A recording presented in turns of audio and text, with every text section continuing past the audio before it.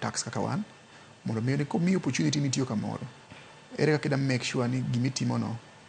nyalo bedo ni odongore kien kendo omiyi kony kendo omiyo joma chielo kony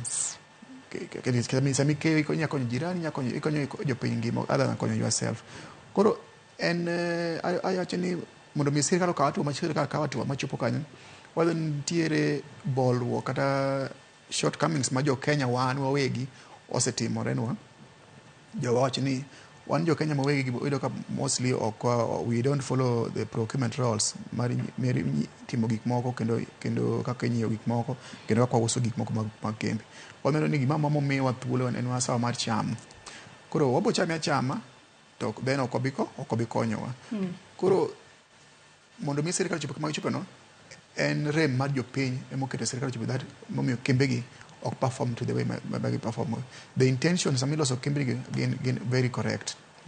but sustainability margi and performance magi bedo gin wawegi wanjo Kenya momiyo opportunity maran gigi wan mose felo sirkal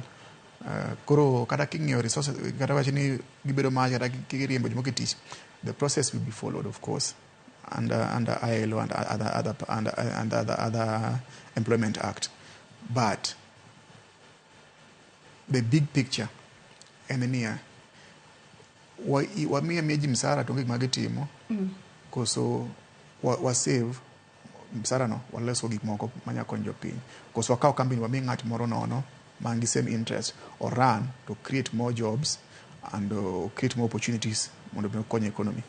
Mane question mapenjo. Kiwacho ni onego beni pono ni kawo kambi makamagi miyo jomoko no nikech wang'e ni bende kata obedo ni dono chungo chenro mar sirkal mar uso kembe 11 mago mag piny owacho to bende nitiere paro mano mar privatization nitiere kembe mopogore opogore mano kwa nyalo chiwo ranyisi kembe monego bedni iuso mano tingo National Oil Corporation of Kenya, Rivertex East Africa, Numerical Machining Complex, Kenya Vehicle Manufacturing, Mwea Rice Mills kaachiel kod Western Kenya Rice Mills kin kembe mamoko monego bedni iuso. Kwang'iyo kind uso kembe makamago koda